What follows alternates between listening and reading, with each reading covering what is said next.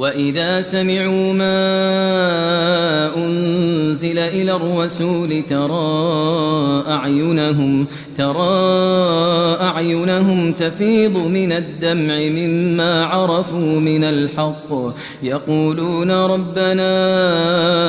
آمنا فاكتبنا مع الشاهدين وما لنا لا نؤمن بالله وما جاءنا من الحق ونطمع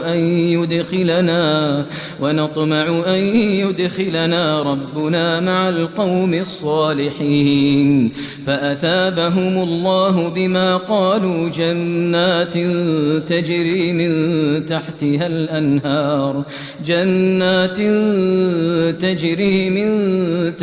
الأنهار خالدين فيها وذلك جزاء المحسنين والذين كفروا وكذبوا بآياتنا أولئك أصحاب الجحيم يا أيها الذين آمنوا لا تحرموا طيبات ما أحل الله لكم ولا تعتدوا إن الله لا يحب المعتدين وكلوا مما رزقكم الله حلالا طيبا واتقوا الله الذي أنتم به مؤمنون لا يؤاخذكم الله باللغو في أيمانكم ولكن يؤاخذكم بما عقدتم الأيمان فكفارته إطعام 10 مساكين من أوسط ما تطعمون أهليكم أو كسوتهم أو تحرير رقبة فمن لم يجد فصيام 3 أيام ذلك كفارة أيمانكم إذا حلفتم واحفظوا أيمانكم كذلك يبين الله لكم آياته لعلكم تشكرون يا أيها الذين آمنوا إنما الخمر والميسر والأنصاب والأزلام رجس من عمل الشيطان فاجتنبوه لعلكم تفلحون إنما يريد الشيطان أن يوقع بينكم العداوة والبغضاء في الخمر والميسر ويصدكم عن ذكر الله وعن الصلاة فهل أنتم منتهون وأطيعوا الله وأطيعوا الرسول واحذروا فإن توليتم فاعلموا أنما على رسولنا البلاغ المبين ليس على الذين آمنوا وعملوا الصالحات جناح فيما طعموا إذا ما اتقوا وآمنوا وعملوا الصالحات ثم اتقوا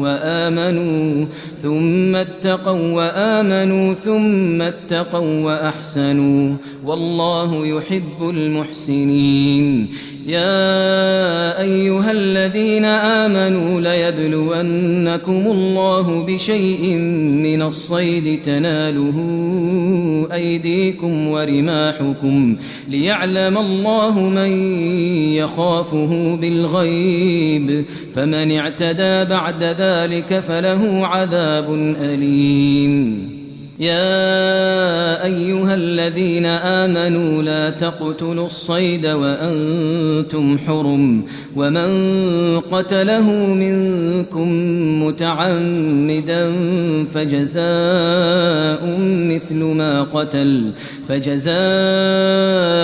مثل ما قتل من النعم يحكم به ذوى عدل منكم هديا بالغ الكعبة أو كفارة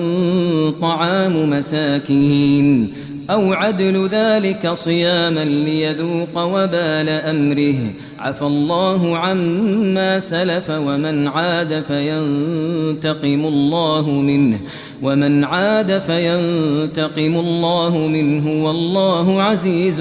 ذو انتقام. أحل لكم صيد البحر وطعامه متاعا لكم وللسيارة وحرم عليكم صيد البر ما دمتم حرما واتقوا الله الذي إليه تحشرون. جعل الله الكعبة البيت الحرام قياما للناس والشهر الحرام والهدي والقلائد ذلك لتعلموا أن الله يعلم ما في السماوات وما في الأرض وأن الله بكل شيء عليم. اعلموا أن الله شديد العقاب وأن الله غفور رحيم. ما على الرسول إلا البلاغ والله يعلم ما تبدون وما تكتمون. قل لا يستوي الخبيث والطيب ولو أعجبك كثرة الخبيث فاتقوا الله يا أولي الألباب لعلكم تفلحون. يا أيها الذين آمنوا لا تسألوا عن أشياء إن تبد لكم تسؤكم وإن تسألوا عنها حين ينزل القرآن تبد لكم عفى الله عنها والله غفور حليم. قد سألها قوم من قبلكم ثم أصبحوا بها كافرين. ما جعل الله من بحيرة ولا سائبة ولا وصيلة ولا حام ولكن الذين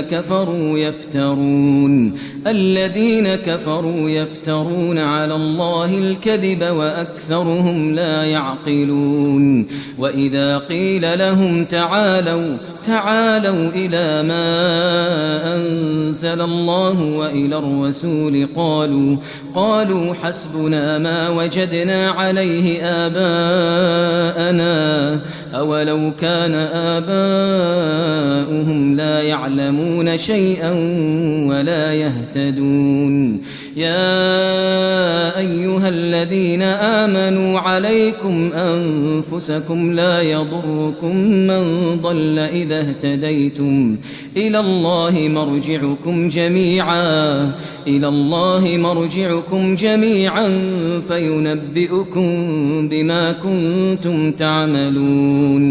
يا أيها الذين آمنوا شهادة بينكم إذا حضر أحدكم الموت حين الوصية اثنان ذوى عدل منكم أو آخران من غيركم إن أنتم ضربتم في الأرض فأصابتكم مصيبة الموت تحبسونهما من بعد الصلاة فيقسمان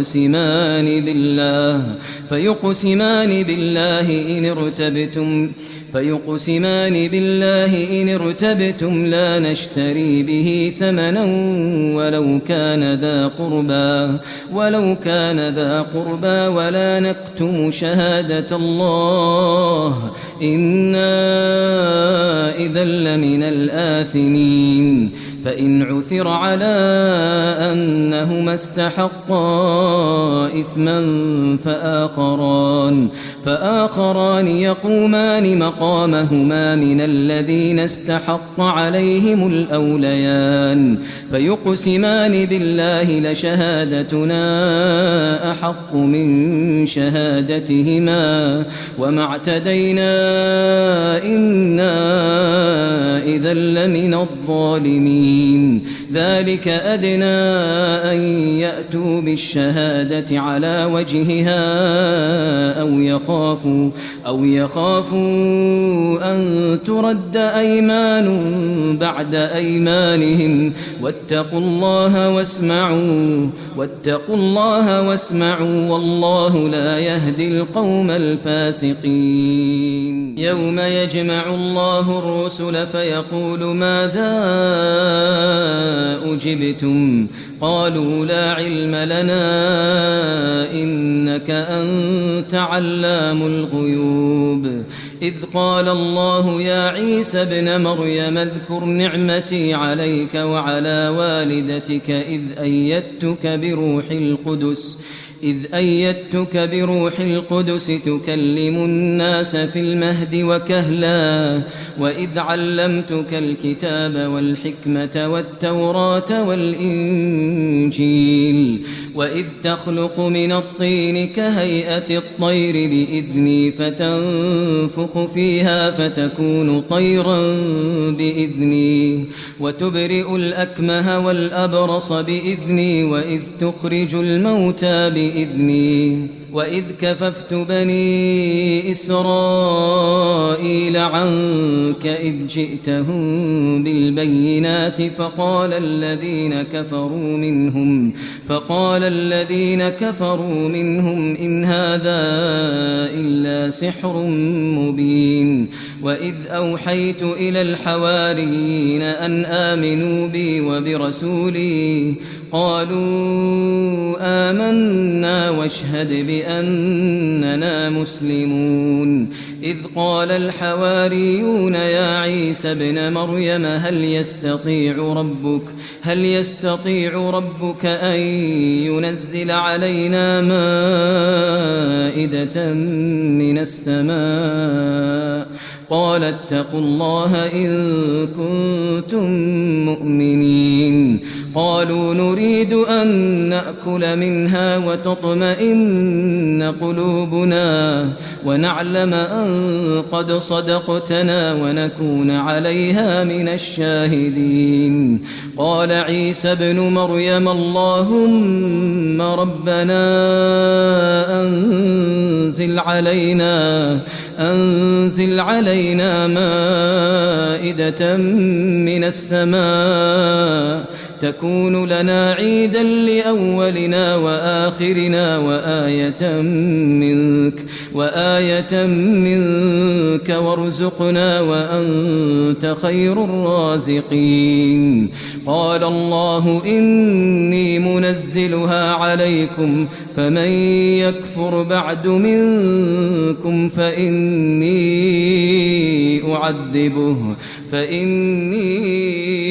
أعذبه عذابا لا أعذبه أحدا من العالمين. وإذ قال الله يا عيسى ابن مريم أأنت قلت للناس اتخذوني وأمي إلهين من دون الله قال سبحانك ما يكون لي أن أقول ما ليس لي بحق إن كنت قلته فقد علمته تعلم ما في نفسي ولا أعلم ما في نفسك إنك أنت علام الغيوب. ما قلت لهم إلا ما أمرتني به أن اعبدوا الله ربي وربكم وكنت عليهم شهيدا ما دمت فيهم فلما توفيتني كنت أنت الرقيب عليهم وأنت على كل شيء شهيد. إن تعذبهم فإنهم عبادك إن تعذبهم فإنهم عبادك وإن تغفر لهم فإنك أنت العزيز الحكيم. قال الله هذا يوم ينفع الصادقين صدقهم لهم جنات تجري من تحتها الأنهار خالدين فيها أبدا رضي الله عنهم ورضوا عنه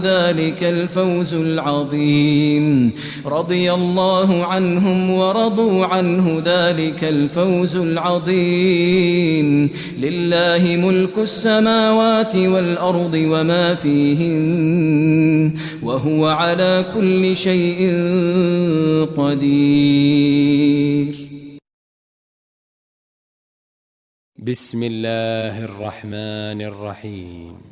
الحمد لله الذي خلق السماوات والأرض وجعل الظلمات والنور ثم الذين كفروا بربهم يعدلون. هو الذي خلقكم من طين ثم قضى أجلا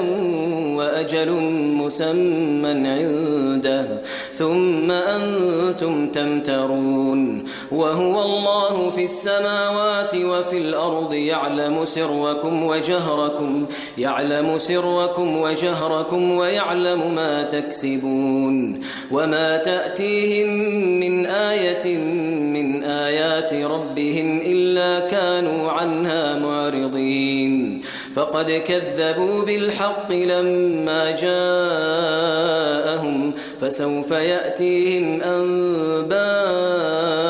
ما كانوا به يستهزئون. ألم يروا كم أهلكنا من قبلهم من قرن مكناهم في الأرض ما لم نمكن لكم وأرسلنا السماء عليهم مدرارا وجعلنا الأنهار تجري من تحتهم فأهلكناهم بذنوبهم وأنشأنا من بعدهم قرنا آخرين. ولو نزلنا عليك كتابا في قرطاس فلمسوه بأيديهم لقال الذين كفروا إن هذا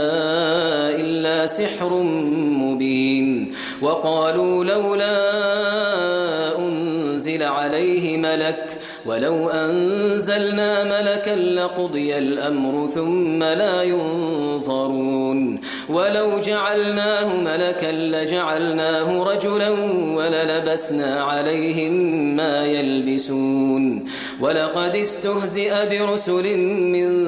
قبلك فحاق بالذين سخروا منهم ما كانوا به يستهزئون. قل سيروا في الأرض ثم انظروا كيف كان عاقبة المكذبين. قل لمن ما في السماوات والأرض قل لله كتب على نفسه الرحمة ليجمعنكم إلى يوم القيامة لا ريب فيه الذين خسروا أنفسهم فهم لا يؤمنون. وله ما سكن في الليل والنهار وهو السميع العليم. قل أغير الله أتخذ وليا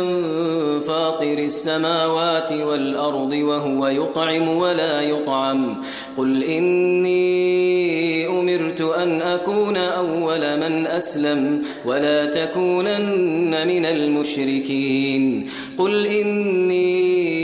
أخاف إن عصيت ربي عذاب يوم عظيم. من يصرف عنه يومئذ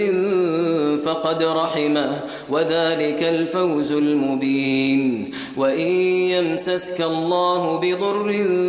فلا كاشف له إلا هو وإن يمسسك بخير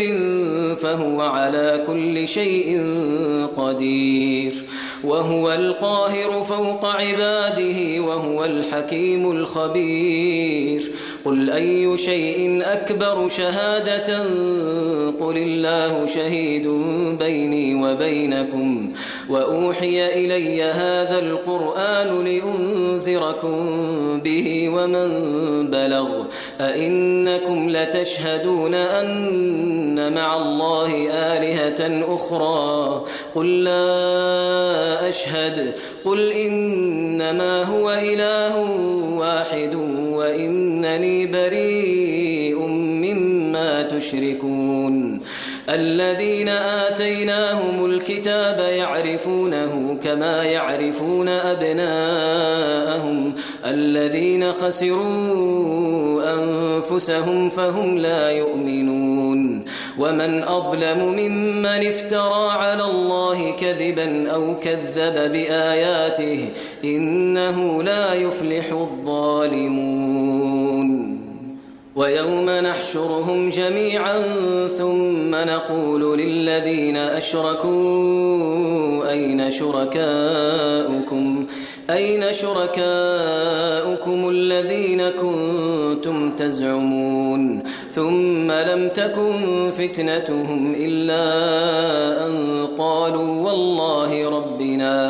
قالوا والله ربنا ما كنا مشركين انظر كيف كذبوا على أنفسهم وضل عنهم ما كانوا يفترون ومنهم من يستمع إليك وجعلنا على قلوبهم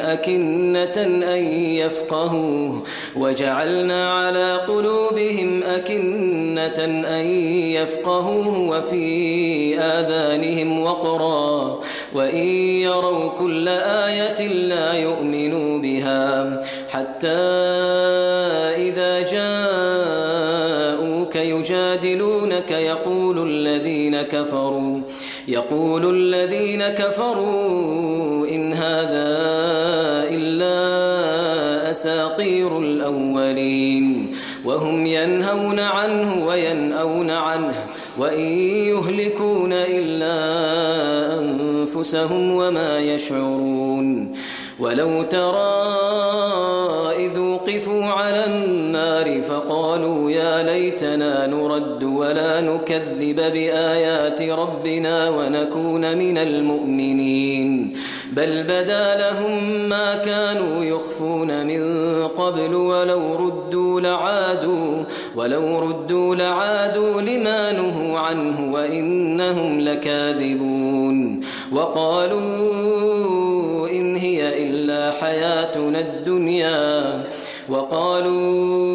هي إلا حياتنا الدنيا وما نحن بمبعوثين ولو ترى إذ وقفوا على ربهم قال أليس هذا بالحق قالوا بلى وربنا قال فذوقوا العذاب بما كنتم تكفرون قد خسر الذين كذبوا بلقاء الله حتى إذا جاءتهم الساعة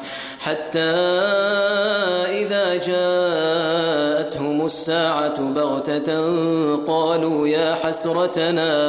قالوا يا حسرتنا على ما فرطنا فيها وهم يحملون أوزارهم على ظهورهم ألا ساء ما يزرون وما الحياة الدنيا إلا لعب وله وللدار الآخرة خير للذين يتقون أفلا تعقلون قد نعلم إنه ليحزنك الذي يقولون فإنهم لا يكذبونك ولكن الظالمين بآيات الله يجحدون ولقد كذبت رسل من قبلك فصبروا على ما كذبوا وأوذوا حتى أتاهم نصرنا ولا مبدل لكلمات الله ولقد جاءك من نبأ المرسلين وإن كان كبر عليك إعراضهم فإن استطعت أن تبتغي نفقا في الأرض أو سلما في السماء فتأتيهم بآية ولو شاء الله لجمعهم على الهدى فلا تكونن من الجاهلين إنما يستجيب الذين يسمعون والموتى يبعثهم الله ثم إليه يرجعون وقالوا لولا نزل عليه آية من ربه قل إن الله قادر على أن ينزل آية ولكن أكثرهم لا يعلمون وما من دابة في الأرض ولا طائر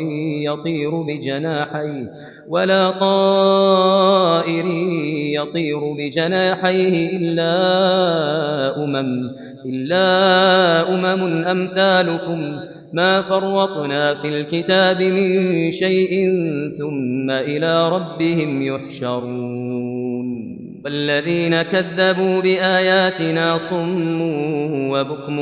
في الظلمات من يشاء الله يضلله ومن يشاء يجعله على صراط مستقيم قل أرأيتكم إن أتاكم عذاب الله أو أتتكم الساعة أغير الله تدعون إن كنتم صادقين بل إياه تدعون فيكشف ما تدعون إليه إن شاء وتنسون ما تشركون ولقد أرسلنا إلى أمم من قبلك فأخذناهم بالبأساء والضراء لعلهم يتضرعون فلولا إذ جاءهم بأسنا تضرعوا ولكن قست قلوبهم وزين لهم الشيطان ما كانوا يعملون فلما نسوا ما ذكروا به فتحنا عليهم أبواب كل شيء حتى إذا فرحوا بما أوتوا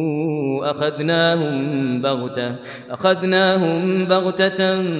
فإذا هم مبلسون فقطع دابر القوم الذين ظلموا والحمد لله رب العالمين قل أرأيتم إن أخذ الله سمعكم وأبصاركم وختم على قلوبكم من إله غير الله يأتيكم به انظر كيف نصرف الآيات ثم هم يصدفون قل أرأيتكم إن أتاكم عذاب الله بغتة أو جهرة هل يهلك إلا القوم الظالمون وما نرسل المرسلين إلا مبشرين ومنذرين فمن آمن وأصلح فلا خوف عليهم ولا هم يحزنون والذين كذبوا بآياتنا يمسهم العذاب بما كانوا يفسقون قل لا أقول لكم عندي خزائن الله ولا أعلم الغيب ولا أقول لكم إني ملك إن أتبع إلا ما يوحى إلي قل هل يستوي الأعمى والبصير أفلا تتفكرون وأنذر به الذين يخافون أن يحشروا إلى ربهم ليس لهم من دونه ولي ولا شفيع لعلهم يتقون ولا تطرد الذين يدعون ربهم بالغداة والعشي يريدون وجهه ما عليك من حسابهم من شيء وما من حسابك عليهم من شيء فتطردهم فتكون من الظالمين. وكذلك فتنا بعضهم ببعض ليقولوا أهؤلاء من الله عليهم من بيننا أليس الله بأعلم بالشاكرين. وإذا جاءك الذين يؤمنون بآياتنا فقل سلام عليكم كتب ربكم على نفسه الرحمة أنه من عمل منكم سوءا بجهالة ثم تاب من بعده وأصلح فأنه غفور رحيم. وكذلك نفصل الآيات ولتستبين سبيل المجرمين. قل إني نهيت أن أعبد الذين تدعون من دون الله قل لا أتبع أهواءكم قد ضللت إذا وما أنا من المهتدين. قل إني على بينة من ربي وكذبتم به ما عندي ما تستعجلون به إن الحكم إلا لله يقص الحق وهو خير الفاصلين. قل لو أن عندي ما تستعجلون به لقضي الأمر بيني وبينكم والله أعلم بالظالمين. وعنده مفاتح الغيب لا يعلمها إلا هو ويعلم ما في البر والبحر وما تسقط من ورقة إلا يعلمها ولا حبة في ظلمات الأرض ولا رطب ولا يابس إلا في كتاب مبين. وهو الذي يتوفاكم بالليل ويعلم ما جرحتم بالنهار ثم يبعثكم فيه ليقضى أجل مسمى ثم إليه مرجعكم ثم ينبئكم بما كنتم تعملون. وهو القاهر فوق عباده ويرسل عليكم حفظه حتى إذا جاء أحدكم الموت توفته رسلنا وهم لا يفرطون ثم ردوا إلى الله مولاهم الحق ألا له الحكم وهو أسرع الحاسبين. قل من ينجيكم من ظلمات البر والبحر تدعونه تضرعا وخفية لئن أنجانا من هذه لنكونن من الشاكرين. قل الله ينجيكم منها ومن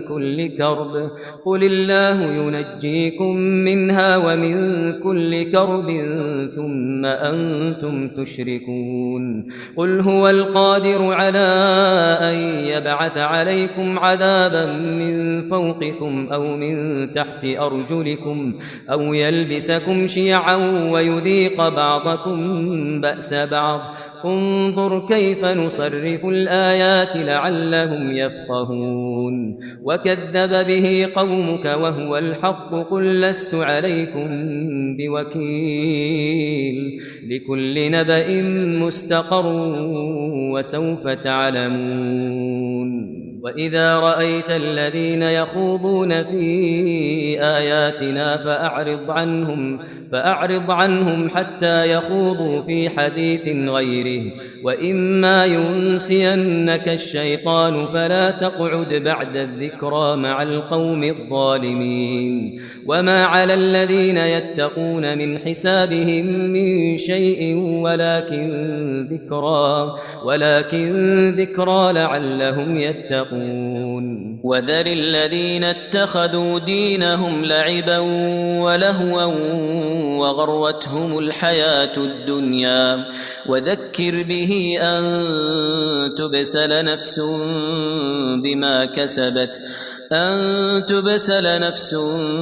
بما كسبت ليس لها من دون الله ولي ولا شفيع وإن تعدل كل عدل لا يؤخذ منها. أولئك الذين أبسلوا بما كسبوا لهم شراب من حميم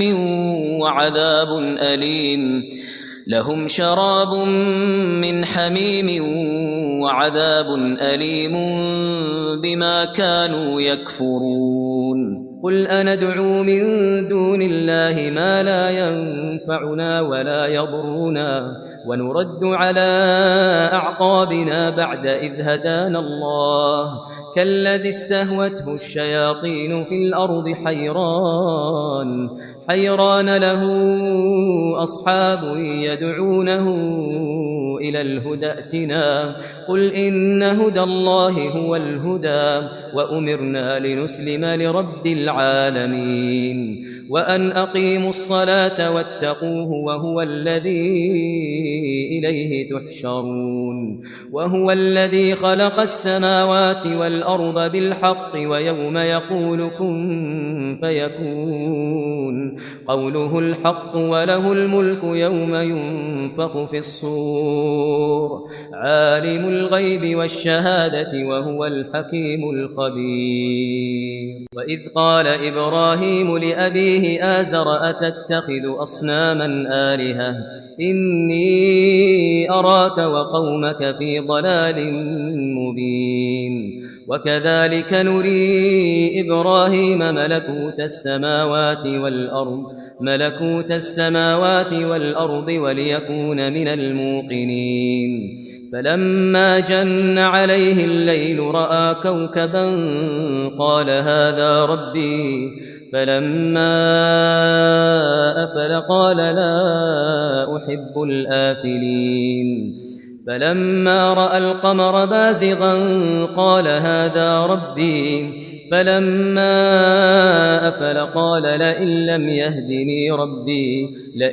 يهدني ربي لأكونن من القوم الضالين. فلما رأى الشمس بازغة قال هذا ربي هذا أكبر فلما أفلت قال يا قوم إني بريء مما تشركون إني وجهت وجهي للذي فطر السماوات والأرض حنيفا وما أنا من المشركين. وحاجه قومه قال أتحاجوني في الله وقد هدان ولا أخاف ما تشركون به إلا أن يشاء ربي شيئا وسع ربي كل شيء علما أفلا تتذكرون. وكيف أخاف ما أشركتم ولا تخافون أنكم أشركتم بالله ما لم ينزل به عليكم سلطانا فأي الفريقين أحق بالأمن إن كنتم تعلمون. الذين آمنوا ولم يلبسوا إيمانهم بظلم أولئك لهم الأمن وهم مهتدون. وتلك حجتنا آتيناها إبراهيم على قومه نرفع درجات من نشاء إن ربك حكيم عليم. ووهبنا له إسحاق ويعقوب كلا هدينا ونوحا هدينا من قبل ومن ذريته داود وسليمان وأيوب ويوسف وموسى وهارون وكذلك نجزي المحسنين وزكريا ويحيى وعيسى وإلياس كل من الصالحين وإسماعيل واليسع ويونس ولوطا وكلا فضلنا على العالمين ومن آبائهم وذرياتهم وإخوانهم واجتبيناهم وهديناهم إلى صراط مستقيم ذلك هدى الله يهدي به من يشاء من عباده ولو أشركوا لحبط عنهم ما كانوا يعملون أولئك الذين آتيناهم الكتاب والحكم والنبوة فإن يكفر بها هؤلاء فقد وكلنا بها قوما ليسوا بها بكافرين أولئك الذين هدى الله فبهداه مقتده قل لا أسألكم عليه أجرا إن هو إلا ذكرى للعالمين وما قدروا الله حق قدره إذ قالوا ما أنزل الله على بشر من شيء قل من أنزل الكتاب الذي جاء به موسى نورا وهدى للناس تجعلونه قراطيس تبدونها وتخفون كثيرا وعلمتم ما لم تعلموا أنتم ولا آباؤكم قل الله ثم ذرهم في خوضهم يلعبون وهذا كتاب أنزلناه مبارك مصدق الذي بين يديه ولتنذر أم القرى ومن حولها والذين يؤمنون بالآخرة يؤمنون به وهم على صلاتهم يحافظون ومن أظلم ممن افترى على الله كذبا أو قال أوحي إلي ولم يوحى إليه شيء ومن قال سأنزل مثل ما أنزل الله ولو ترى إذ الظالمون في غمرات الموت والملائكة باسطوا أيديهم أخرجوا أنفسكم اليوم تجزون عذاب الهون بما كنتم تقولون على الله غير الحق وكنتم عن آياته تستكبرون ولقد جئتمونا فرادا كما خلقناكم أول مرة وتركتم ما خولناكم وراء ظهوركم وما نرى معكم شفعاءكم الذين زعمتم أنهم فيكم شركاء لقد تقطع بينكم وضل عنكم ما كنتم تزعمون إن الله فالق الحب والنوى يخرج الحي من الميت ومخرج الميت من الحي